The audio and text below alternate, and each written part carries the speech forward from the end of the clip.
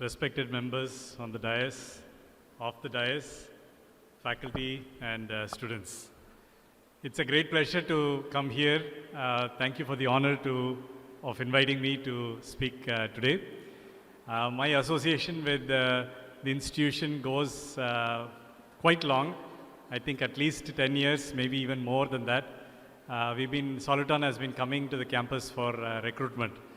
And the students, the graduates of Kongu Engineering College have been doing extremely well in Soliton and helped Soliton get to where it is today. My congratulations for all the achievements of the institute that principal had just highlighted. It's really wonderful to see such an institution here and changing the lives of so many young people for the better. So today I thought I'll talk to you about a question that one of the students asked me very recently. It was about 2 weeks ago. This student is in his final year of BSc Computer Science. He's about to graduate. And he's been hearing stories about how the new AI is taking away all the programming jobs. It will start going to do all the programming.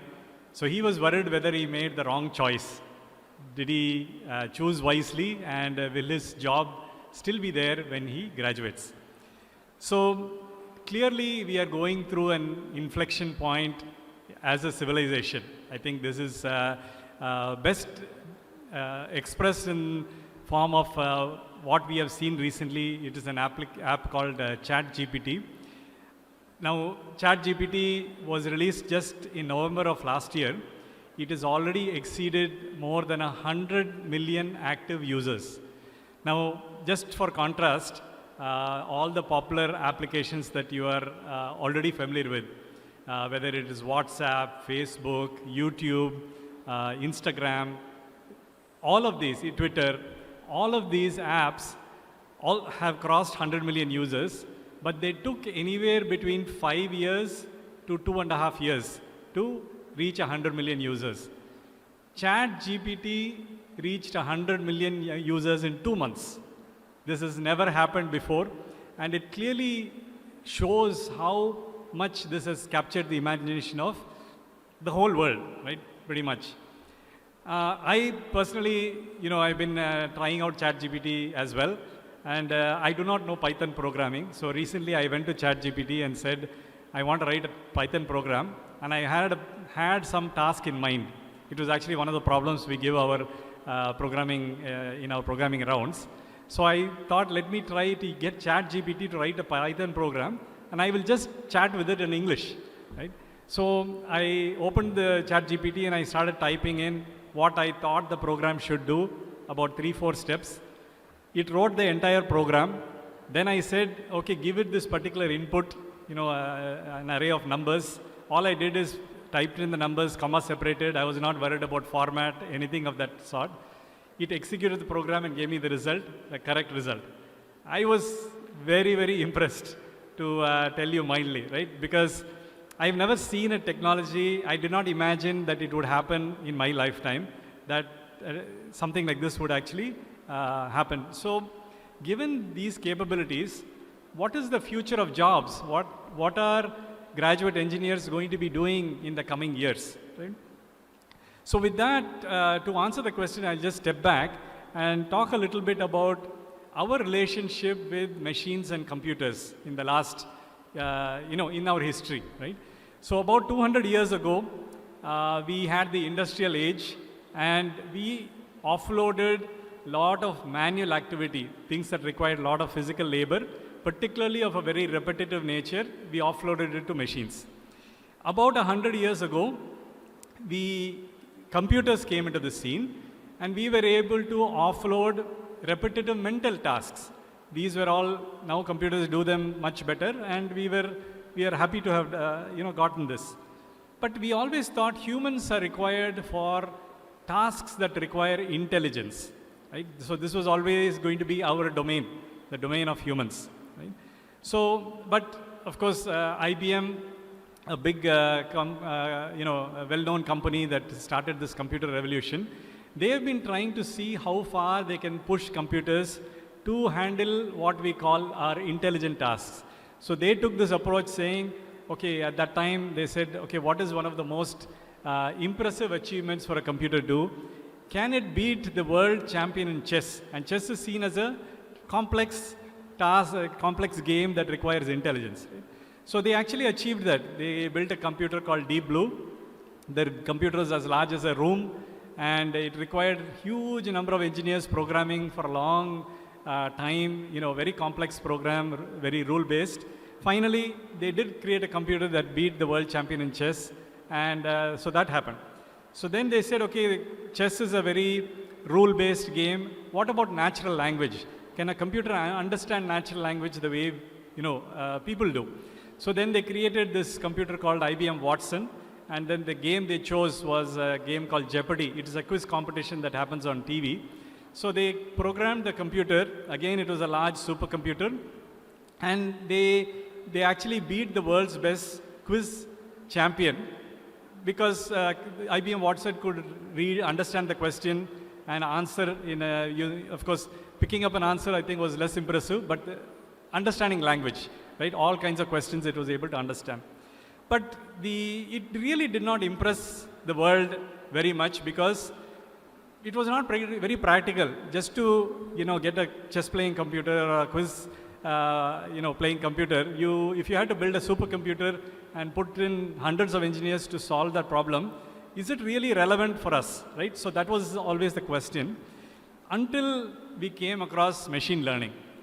So machine learning, we've been hearing about for about 10 years now, very much.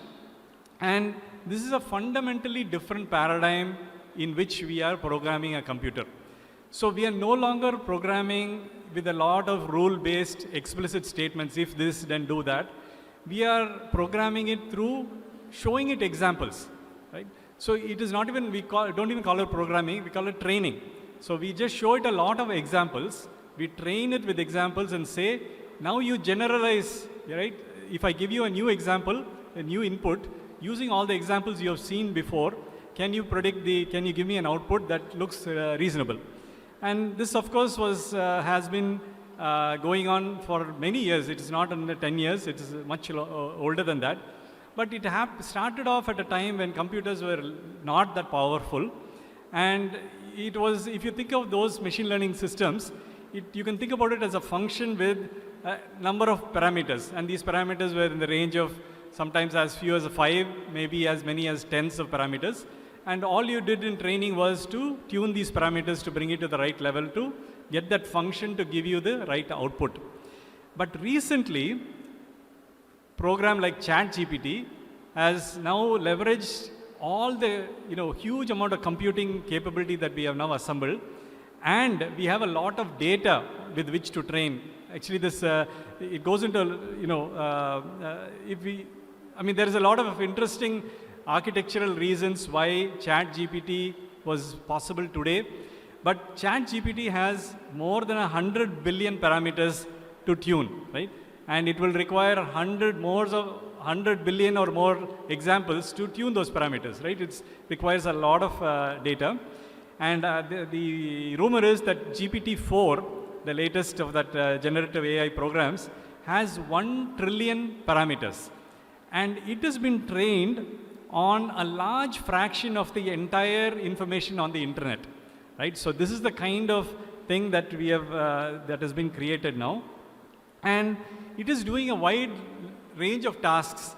It is showing very emergent capabilities that was not even anticipated.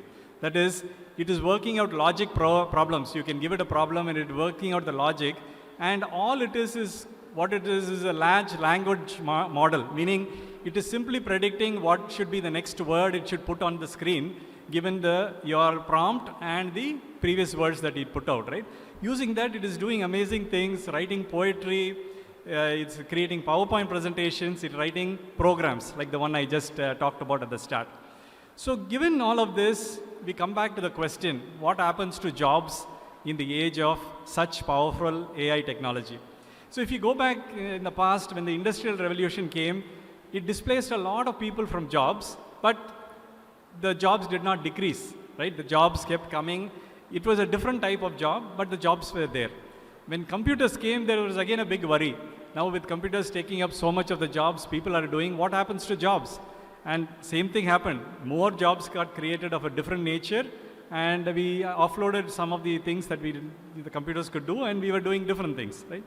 So today with the AI and ML, what is being said is they will become co-pilots. That's the word that is being used. And a co-pilot is essentially an assistant, a very intelligent, very powerful assistant that you will use in order to do your job more efficiently. So what do we, so will we still have jobs? I believe definitely. And as long as one human is useful to another, there is a job to be done, right? So that is where jobs are going to come from. So how do we prepare for this age? Like all of you now getting ready to graduate, what you have to be thinking about is be prepared for change. That is going to be at a very magnified level. So be prepared to change, and the way you become more prepared is learn how to learn, right? It is not about what you know today that is important. It is about, do you know how to learn new stuff, right? And to learn how to learn, the best way is to keep on learning new things, right? And it doesn't stop at any time. It doesn't stop when you leave college. You have to have a practice of learning all the time and throughout your life, right? Build a set of daily habits that will make you more productive. I think this is something that, today you are getting bombarded with, all the people who want to take your attention away from productive tasks and make you consume stuff that they are showing and make you buy things, right? That is all they are interested in. They're very, very powerful. So you have to be watching out for that. So social media and all of these, you really have to make sure that your time in it is kept to a minimum, right? Another one I really want to highlight is keep the right company, right? If you're in the company of people who are productive, you will also become that, right? If you're in the company of people who are going to be whiling away their time, that is going to be your fate as well, right? And another important element that, has to be stated even at your young age, invest in your health, right? Build the practices that will ensure everything from the food you eat, the exercise habits that you build, and the learning habits that you do, and sleep. Most importantly, there is a lot of evidence that, without good sleep, you are going to be compromising yourself. So with all of this, I want to close by quoting this thing. You would have heard it many times. It is not the strongest to survive, but it is the most adaptable, right? So when I say adaptable, there are two categories of things that you are, typically going to encounter. One is the aspect of values, right? And the other is the aspect of skills. Now, in the aspect of values, there are timeless values that has been propagated down the generations, and those are not something that you change based on the what is happening in the surrounding. You want to hold on to values that are timeless, that will see you through. But in terms of skills, you basically want to make sure that you are highly adapting to what is coming up in the world. So with that, I want to stop by congratulating all the award winners, all the participants. I think it's not just the winners of awards, but everybody who participated. Congratulations, and thank you once again for this wonderful opportunity to speak to you. Thank you.